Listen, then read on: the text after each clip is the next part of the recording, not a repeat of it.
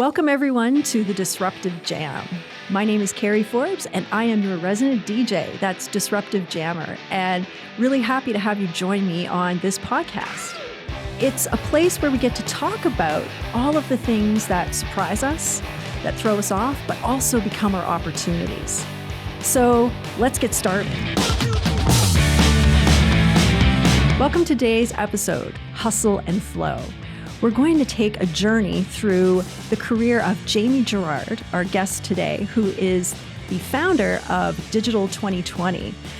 And Jamie will tell you more about his background, his career, and how he made a little bit of hustle and flow work for him. Welcome, Jamie, to the Disruptive Jam. Thanks for having me, Carrie. It's a pleasure. I'm very excited to have you here. And for our listeners, just so you know, Jamie and I have met before. So it's always great to have somebody that you have spoken with before. And I have so many questions, but we only have so much time. But perhaps we can get started with, can you share a little bit, maybe a little drive-by of how you got to where you are today? Yeah, that's a great question. I started working in public sector, had a long career working there. Then I transitioned over to private sector, started working in an agency, then went to a consulting firm to eventually land me where I'm at today, which is my own company, which is 2020 Digital. Tell us a little bit more about what you do at 2020 Digital. Yeah, so we're a full service agency, marketing, digital marketing, major focus on user experience and experience design in general. And then we have a line of business consulting services as well. Today, we want to get into our theme, which is called Hustle and Flow. Now, I noticed that you're wearing your LL Cool J shirt today.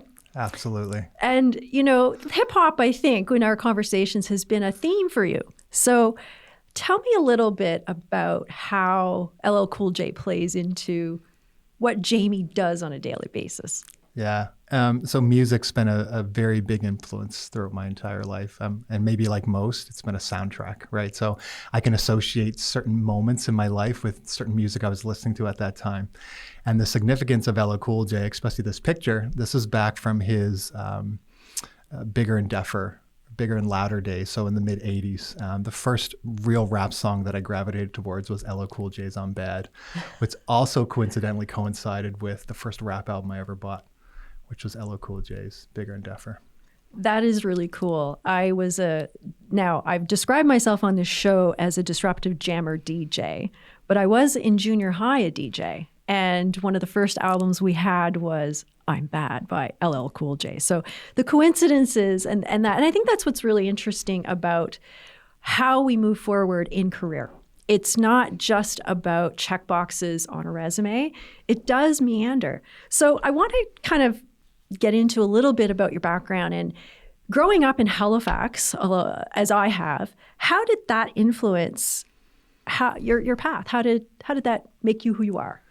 Yeah, I mean, I always sort of joke that I was born and initially raised in Halifax, but Dartmouth is really what made me who I am today. Mm-hmm. And the story is not as linear as maybe some other stories are. I grew up from very humble beginnings, which put me in a position to be a lot more creative and sort of think outside of maybe traditional ways of thinking of how to, even acquire things at a young age, right? So, not having access to, say, all the newest and greatest toys, I always had to be in a position where, well, if I wanted something, I had to work towards it. So Halifax in itself, at that time, it gave me the outlet to explore what a lot of those different creativities could be. And, if it's not playing with toys, we were out collecting cans to sell, to buy the next thing that we wanted. The culture and environments I grew up in as well were a big influence on me at a very young age. Again, Halifax, influential very early in opening me up to creativity. So a lot of art influences. But when I moved to Dartmouth, the big thing in the community I lived in was there were a lot of people that had very similar backgrounds that I did, right? They came from similar upbringings, had similar home lives. So a lot of the influence of that environment helped sort of push me towards different aspects of what I would later do from a business standpoint.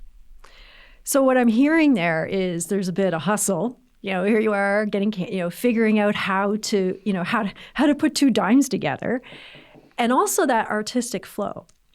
So, how do you go though? You mentioned, public sector, and I believe part of that was you worked at a library. Yes. So here you are. You're working in a library. And where are you at this point, though? So you've come through this neighborhood experience, and you also, I can see where the hip hop, where that rhythm starts to come in there. So tell us where you are now, where you're at the library. Yeah, it's very interesting.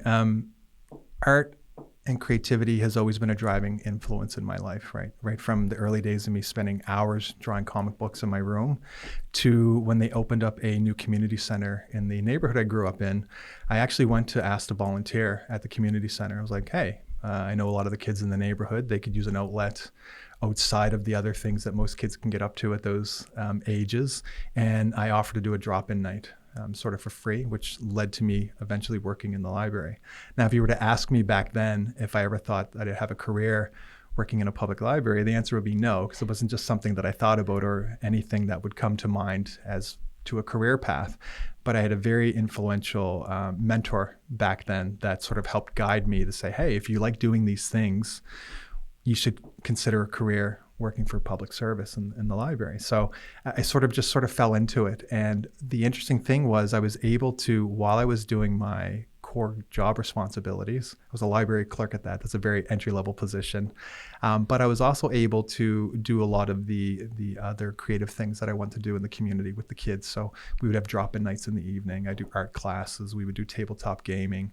So that influence very early on helped me to better understand what it meant to be more in a professional setting, how to grow those skills, right? Even things that I didn't think were important skills, I ended up gravitating heavily towards, like research and people, communication, understanding a person's story and context. Those were very early, I would say, pillars that helped influence what I would later become. Oh, there's so much in there that I want to dive into. But one of the things that's come to mind is you mentioned that you had a mentor. Mm-hmm.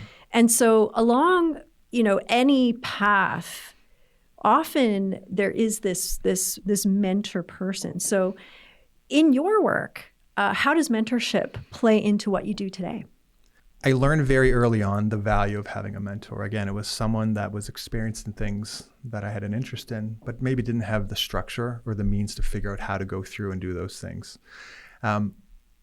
On the flip side, when I became a little more seasoned in my career, I was able to provide a lot of those experiences and share back to, the next generation of people that were interested in getting into those things. So there were three very big people that I considered to be mentors at a very influential, pivotal point in my career. The first mentor helped guide me and coach me to go back to school, to work in the libraries more formally, to get an education. So I did that. The second mentor was someone who was closer to the end of my public service career. And she was just very good at guiding and giving me more context around a scenario, right? So not just necessarily looking and hearing, but listening and reading between the lines. And then the third mentor, when I was making the transition to working more in digital, was someone I reached out to through an organization, and they were willing to give time once a week for an hour to answer questions and to sort of help me work through certain scenarios. I really enjoyed the experience of having a mentor, so much so that a big theme throughout my career has been providing and giving back to the community. So whether it's in directly with what I do or giving time at the college, I have a lot of one-on-one coffee chats with different connector programs for people that are new to the community. Also at the college level, I have had relationships that I've carried throughout the years that I'm still working with on a semi-professional basis and even an informal basis for others. So it's been very critical from a learning and growth standpoint, but also it helps give, for me, a lot of perspective on different things that I might not otherwise have thought about. So the best way to learn about something is to talk to somebody who's actually doing it or learn from somebody that's doing it. I agree wholeheartedly there. I could do a whole show just on that alone. Now, how, you were in public sector and you mentioned up to the end of that. So you also made quite a move into a much different type of environment, private sector, the whole firm culture. Tell us a little bit about that.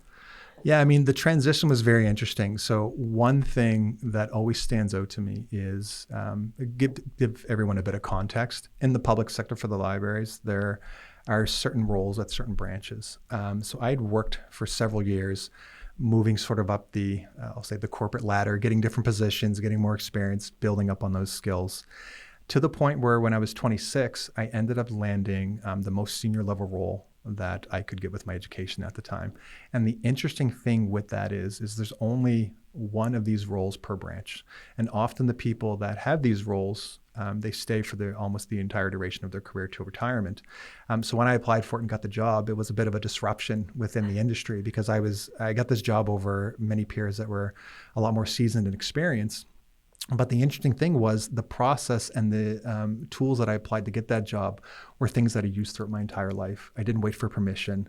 I took the initiative to do stuff that other people wouldn't. I was also willing in that case to take shifts at other branches that people wouldn't go to, right? So it gave me the experience, which helped give me the background to then be more confident when I applied for that job. The transition from there to public sector was, again, it was a big gamble. I always betted on myself, and that's been the one constant and consistent thing throughout my entire career. Not waiting for permission, just taking and sort of betting on myself and making sure that I'm in a position where I'm most comfortable with. So that transition, the biggest change was I went from an organization where there was a lot of brilliant people that I got to learn a lot from to a smaller organization that everyone was basically building and figuring things out for the first time. Not to say everyone didn't have the skills or the understanding, but it's almost like you're building the bridges, you're running across it. So the context was a little bit different. That sort of put me in a position where I was able to leverage a lot of the lessons and things that I learned and apply it to this new world and adapt it, more importantly. I think what's really interesting that when you tell us this is I can see you. And I can see the hustle again. And it's that moment of, I'm not going to wait for somebody to tap me on the shoulder and tell me to do it. I'm just going to go do it. So here you are. And now you're in this different space, applying those skills. How does it go from there? How does it flow? Yeah, I mean, it's a lot of about adaptation, right? And just adapting to my environment and learning sort of where things are going. So the flow is very organic.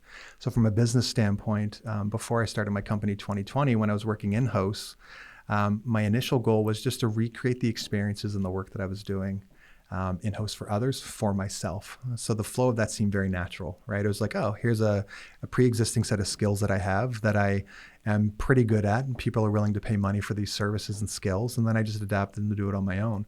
The more interesting piece from a flow standpoint is that constant reinvention of myself and my business, depending on where the industry is going, and sort of being able to sort of see it through conversation and other sort of insights that the industry provides of where the flow of things are going, right? So if you were to ask me 2.5 years ago, would a big chunk of my work involve using AI-supported tools? Would not have been able to give you that answer. But today, it just flowed extremely natural because I just hopped on, didn't wait for permission, just started to do stuff and figure out how to make it work.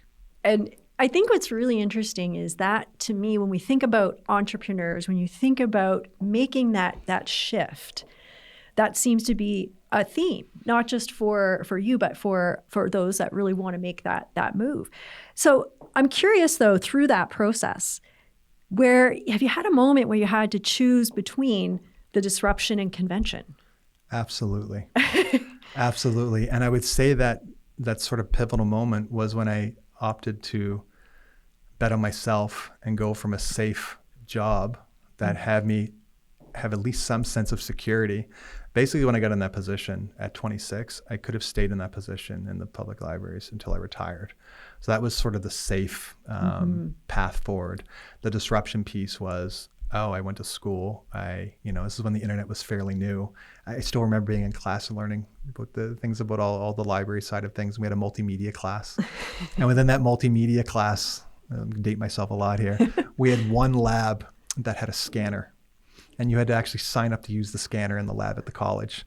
And for me, the interesting piece was I could take all of my art and all my drawings and I could digitize them. And then I could make a website. I'm like, I can make something that other people can see this stuff for, right? So the interesting thing with that sort of transition was I didn't think of all the reasons why I couldn't do something. I just came up with the one reason why I could do something and adapted to sort of that disruptive mindset and being in a position where, okay, I'm going to bet on myself. I'm going to make this work. There's no second plan B.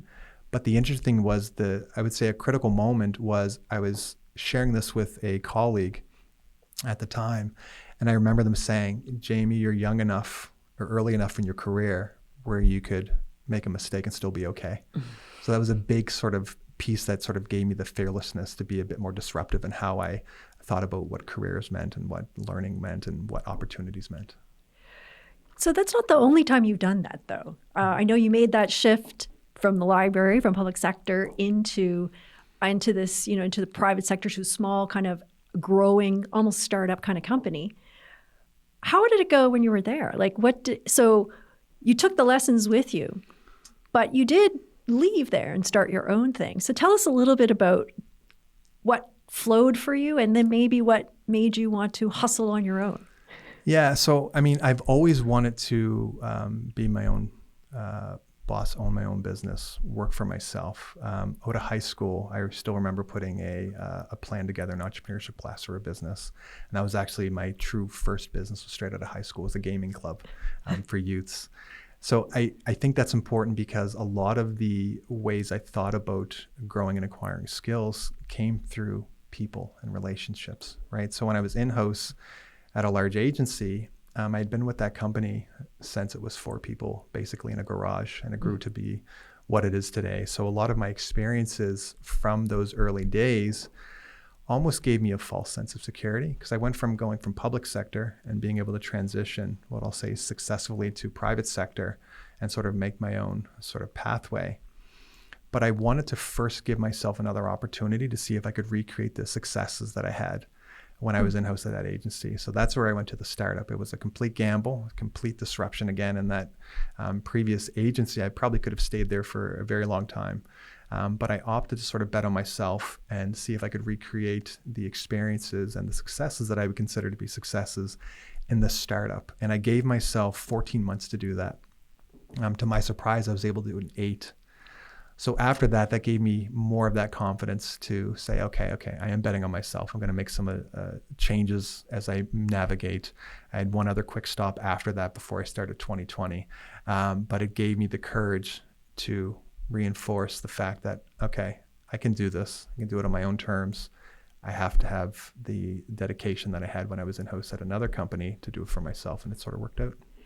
So what's interesting to me, though, and I think a lot of folks would say, well, you're at this agency, it was building up, it was going well, why leave? Like, why the need to bet on yourself? What is it that motivates you to want to do your own thing? So one thing I sort of think about, and maybe others think this way, is I think of my career as a bucket list, right? So other people have private, like personal bucket lists. I want to climb this mountain. I want to do this hike. For me, I looked at my career as a bucket list. So when I came to the realization that I had accomplished and achieved all the things I wanted to do in-house, I looked for other ways to grow that bucket list professionally. So for me, a career always really hasn't been linear. It's been more about what are the experiences I want and how do I get to having those experiences? And I think that's been a fundamental driving factor for me, where as I evolve and as I sort of become more aware of my surroundings and the people I work with and the conversations where technology is going, my interests change and adapt to those environments. So for me, it's looking at that and being like, okay, well, these are the experiences I've had. I've had some success with them. I'm ready to move on to what that next thing is. And I think that's one thing that keeps me extremely interested, not just in tech, but in work in general, right? It's always, well, what's the next thing that adds on to this, or what is the next evolution of this thing? What I haven't heard is that you wanted to scale up 10 times X, or that there was, a particular number that you wanted to sell. So that's probably an interesting observation, but you have mentioned a lot about people and relationships. So tell us a little bit more about what that looks like. What does the end state look like for you of success? Yeah, I mean, the one thing that's been a consistent theme throughout my entire professional career, my personal life, is relationships. Even right back from my early days working in the public sector, right through to private sector. Even when I wasn't working, I was out at all the networking events. I was meeting people. I was just giving people time without asking for anything in return, just because I wanted to contribute and help. And that sort of has helped involve me in conversations and be a part of certain things that I otherwise wouldn't have had an opportunity to do. So what I sort of think about when I think about that evolution, but more importantly, what's next for that from a business standpoint, I don't necessarily focus on what was done in the past. I've done those things, had those experiences. I look at sort of maneuvering and what tomorrow brings. And obviously we can't place too many bets on where technology is going, but from a people standpoint and the relationship standpoint, I still preserve and maintain those relationships and always look for opportunities to build new ones. So that's, I think, as we see the world changing dramatically right now, and you've mentioned AI, and I can't help but I've got to ask this question. For someone who is very focused on people in relationships as part of a technology business, how does AI feature into this new world? And specifically, in this week, we just saw how many agents are coming out, and now DeepSeek is taking a big chunk out of OpenAI and all of these companies. But the question that I'm curious about is, how does someone who has a people focus navigate through this new world? Yeah, so to maybe touch a bit more on your previous question, like I look at how does one measure success? And a measurement of success for me isn't just financial gain. I've been in situations and in roles where there was a lot of financial motivation and incentives to be successful at your career and at your job, right? So for me, a metric of success isn't necessarily a dollar sign or a number or a goal. It's, am I rewarded in the work that I'm doing? Am I making an impact? More importantly, is it bettering the lives of the people that I'm working with? So when I fast forward to technology, I'm able to use these tools, these AI, assisted applications to just do more work efficiently with more confidence, so I can help more people. So it's not about having a mindset of like, oh gosh, agents are the big thing this year. Is my job at risk, or the people I'm working with jobs at risk? It's less about that and more about understanding, well, how can we constantly use the changing ecosystem of technology to do better and more with the people that we're working with and for? And I still think, regardless of the sort of the shift and where people are going, the mindset always has to be, we're still in a business of people, right? So that's my business. My business is people. Technology allows me to be a bit more creative in helping those people and those organizations do the things they want to do. I think that's such a really well articulated point, that for many folks, whether they're in technology or not, it's very easy to abstract who we're doing it for and the reasons why when we get right into the business of the business. So I want to take us back a little bit, though, to LL Cool J here for a moment.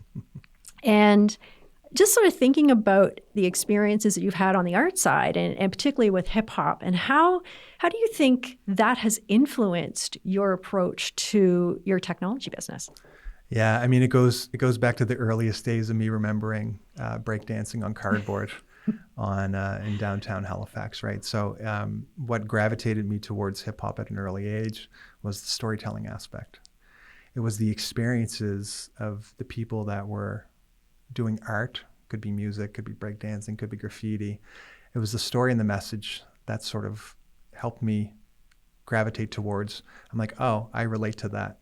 And I think about that in business today too, right? So I don't do services, or I don't offer services because they're the most profitable. I look at, well, what's going to have a big impact on the people's lives that I'm working with, and how can I ensure that technology can help assist me along that journey and help assist the teams that I'm working with along that journey as well.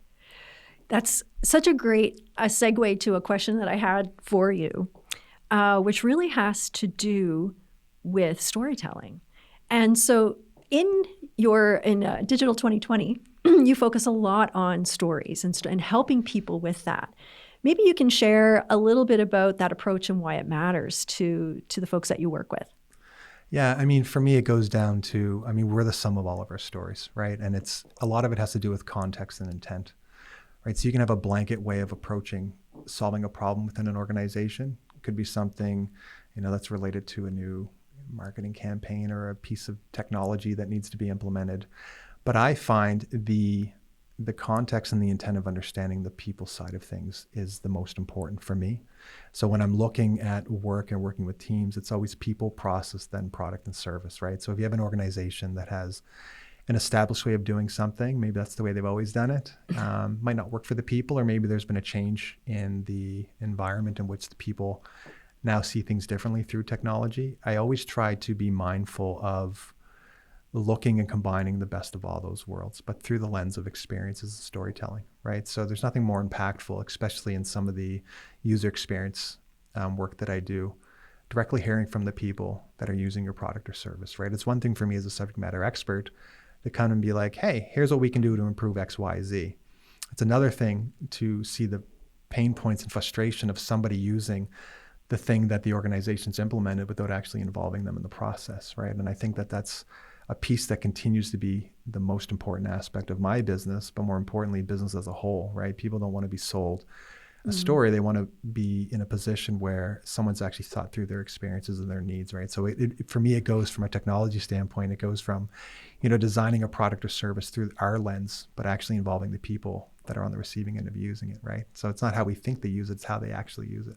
I think what's really interesting about storytelling, and a lot of what you shared in your experience, and then tying this also to hip hop, is it gets down to what really matters, to that raw truth, and starting from there. One of the things that's hard about being an expert, and I've always said this, is the minute you're an expert, you've stopped actually learning. You start judging and evaluating against your expertise. So how does that play with your clients? How do they, or how do you help them maybe get to that raw truth? Well, I mean, for me, it starts with me, right? I'm always a student of the game, whatever that game is, whether it's, business or on a personal side. It's learning and understanding what their needs, wants, and desires are, and how I fit into helping support that, right? So, again, it could be dependent on a number of different ways that they're measuring success. But for me, it starts with a conversation, and it starts with me understanding how I can be of service to them, and not just through the traditional ways of, we're going to do this, marketing campaign, and we're going to do X, Y, Z. Well, what's like institutional knowledge that we can instill to help your team be more successful?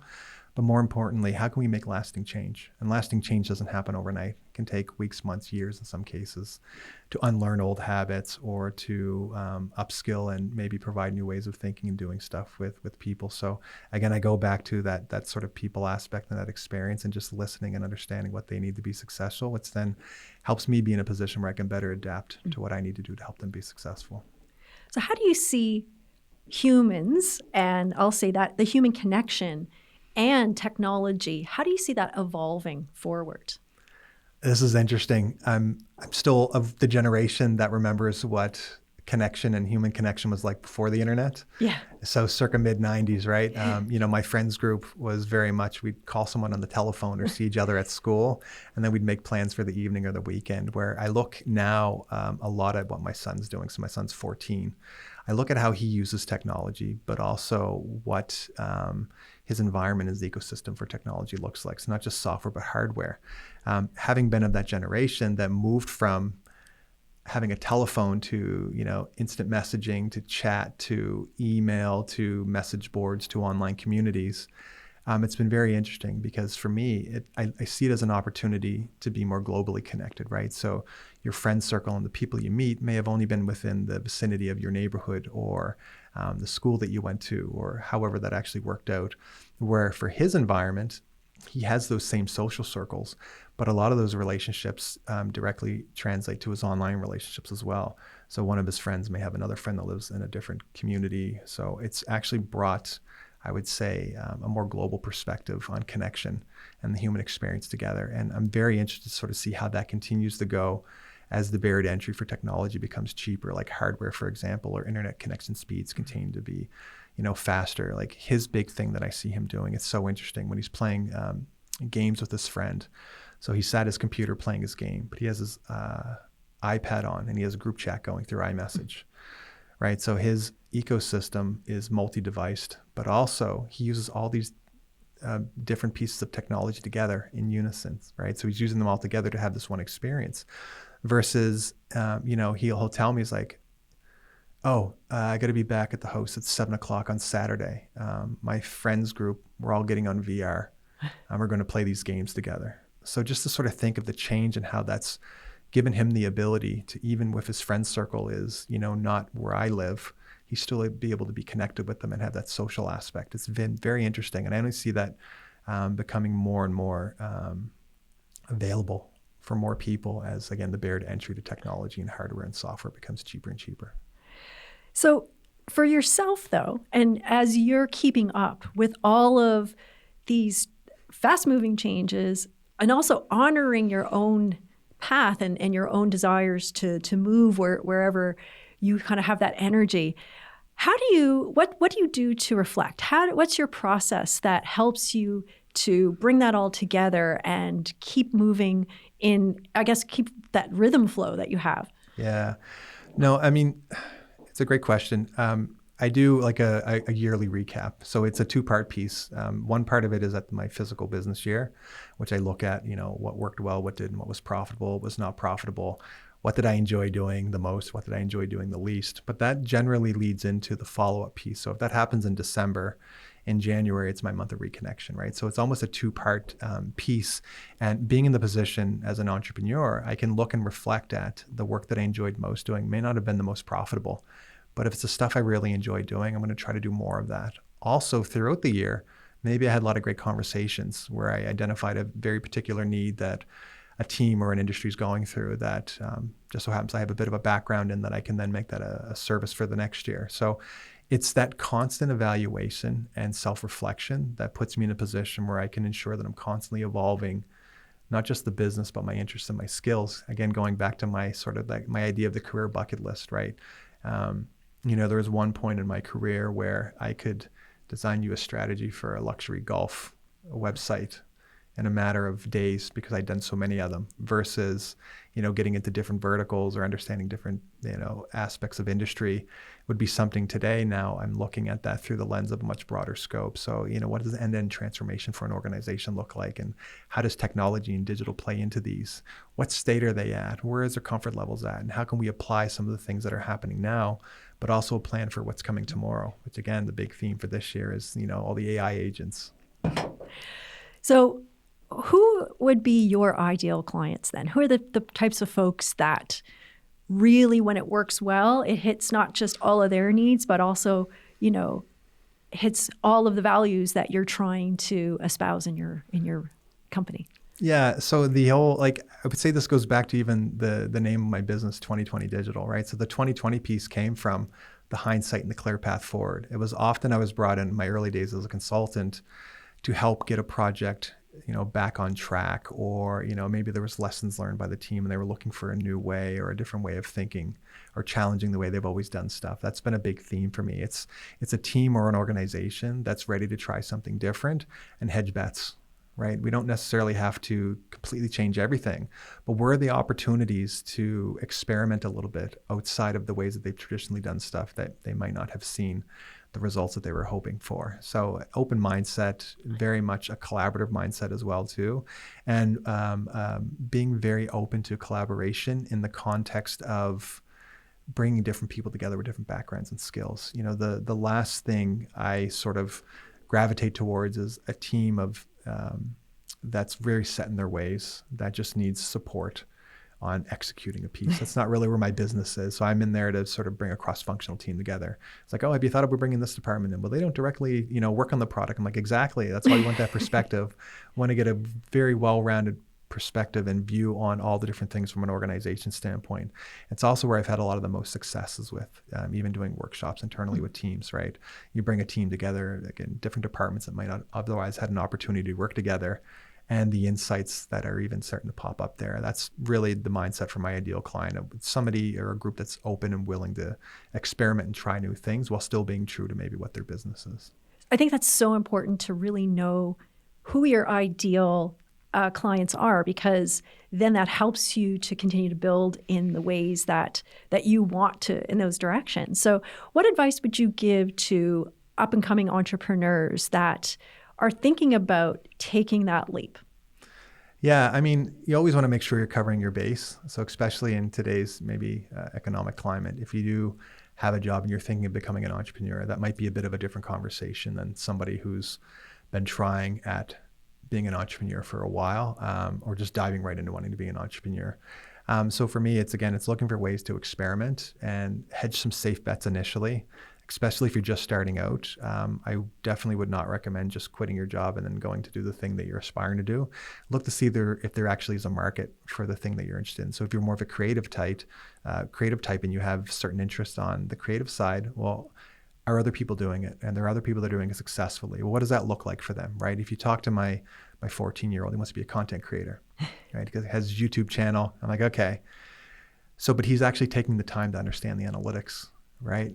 Viewership, how to cut a video, even what the thumbnail should look like. And he's educating me on how the analytics work and how he gets traction for his, so he's spending a lot of time learning about the craft and the business side and not just the creative piece of it, and then applying those things that he does creatively to his business. So the one thing I always say is you spend a lot of time working in your business, but you also need to work on your business. And that's a big thing for new entrepreneurs. They've gotten to be in that position for whatever reason. Maybe they're really good at, communication or marketing. So they just want to build their whole business around that. That's great, but you also have to be in a position where you're building and growing out the business. So working on it is just as important.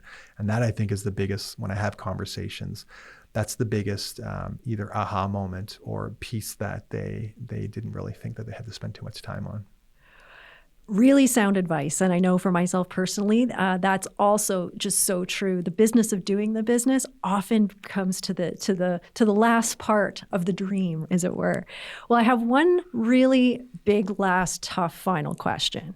And that is, Jamie, we want to know, what are your top 5 songs? Oh, top 5 songs. For our listeners. Yeah, so LL Cool J, I'm Bad. That's definitely number 1. Tupac Changes is number 2. Can give you more of a vibe. Yeah. So those would be the top 2 songs that I constantly go back to. Anything by Wu-Tang Clan from 36 Chambers. I'm still constantly listening to that album in heavy rotation. More recently, I've been listening to a rhythm channel on YouTube that's just like background. It's lo-fi loft music. So it's just like beats, and I find it very mood setting for when I'm in the office or I'm at home with the dogs downstairs. So I would say like the top 2 songs that I constantly listen to all the time are LL Cool J's I'm Bad. It just gets me motivated, even all these decades later. And anything by Tupac, but Changes is a big one because it's been a constant theme in my life.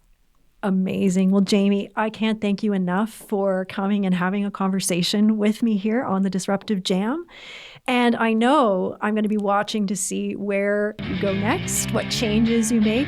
So much appreciation. Absolute pleasure to be here. Thanks for having me. Well, in our conversation today, I want to share my thoughts because Jamie's just such an engaging interview. And it's the idea that success, it looks different than what we're taught to expect. Jamie shows us that the power of organic growth, of building something authentic, even if it takes longer, it's more sustainable for success. And guess what? It also brings joy. His emphasis on authentic growth over rapid scaling, it mirrors all of what we saw and what we talked about earlier.